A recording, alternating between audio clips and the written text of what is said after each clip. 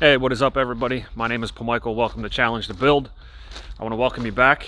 If you are a subscriber, if this is the first time that you are checking out my video, I want to say hello. Thanks for tuning in.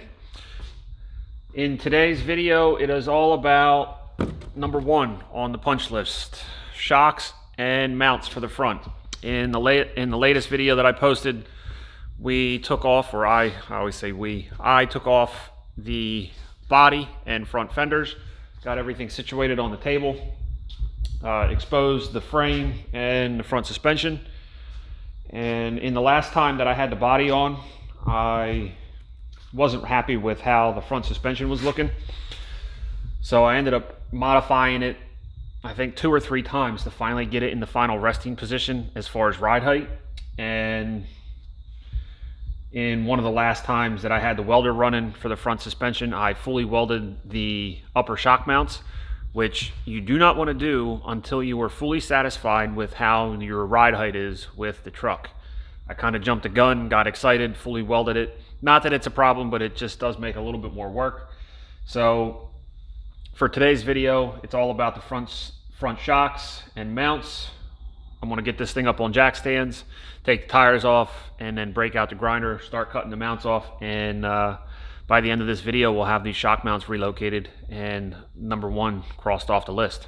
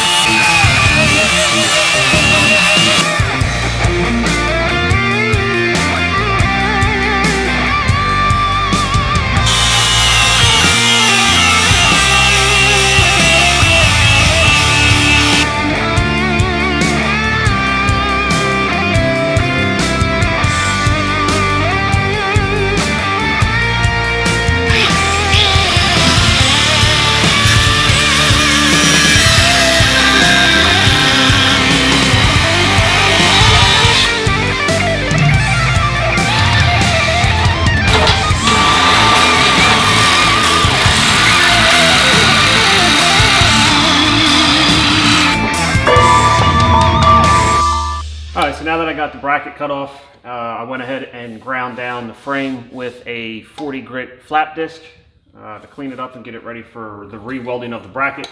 The shocks I'm using come off of I believe a mid-80s C10 two-wheel drive pickup truck from the front. I've used these in the past for other applications, and they're the perfect length shock as far as a compressed and extended length. When I originally had them installed, I installed them at the compressed length when I wasn't fully satisfied with the ride height of the suspension. So I modified the front axle. I actually did a flip on the front axle from being sprung under the leaf spring to on top of the leaf spring to give me a little bit more drop. And in doing so, it kind of screwed up where I had it mounted. Like I told you, I jumped the gun and welded the bracket onto the frame.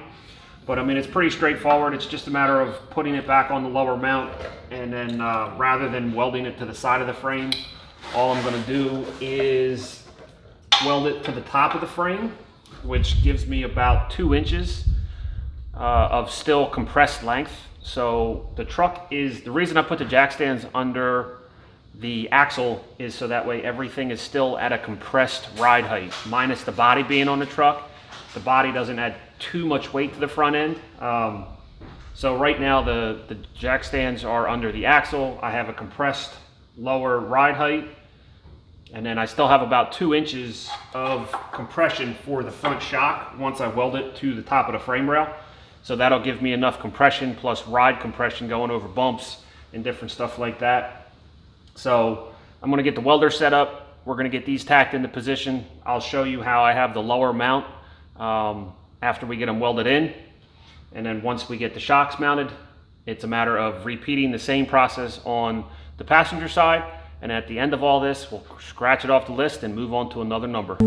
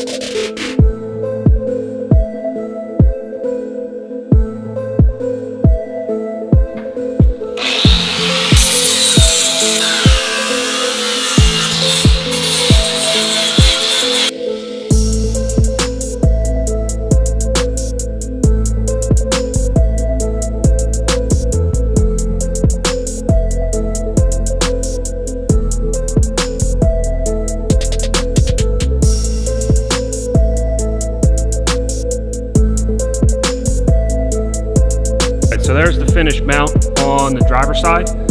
I took some 1/8 inch plate, and as you saw, one thing you're gonna have to get used to me doing on this channel is sometimes I'll forget to explain exactly what I'm doing, and I never really plan out what I'm doing. I just kind of build as I go along. So as you saw with me welding it in, there's the lower mount for the shock, which I still have to finish boxing it in over here, but we'll do that after we pull the axle out. But what I was saying is I just kind of build as I go. I just kind of found a scrap piece of 1/8 inch plate, put it in the back, tacked it in, cut it as I built it, and then molded it and welded it as I saw fit. So that is the driver's side mount. I've run out of time for today in the garage. I'm going to pick it back up tomorrow after I get home from work to do the passenger side, and that's where we're going to leave it for tonight. So what is up, everybody? We're on day 2 of the shock install on the 59 Viking. I had a busy day today. I went to work for a couple hours. Yesterday was Halloween, and had a wicked storm pass through. We're up in the Northeast, so we had a pretty wicked storm blow through last night and caused a power outage. So I only had to work a couple hours because the power was out over at work. But it gave me some time to do a scrap run this morning, a couple scrap runs this morning, and I'm just actually now getting out into the garage. So we are going to pick up where we left off last night. I spent a couple minutes out here taking some measurements for mount number 2. It's a little bit more of the same as it was last night. I'm going to fire the welder up, put the camera on a tripod, get this bad boy welded up, and before you know it, we'll be scratching number 1 off the list here in a few minutes. So let's get to welding.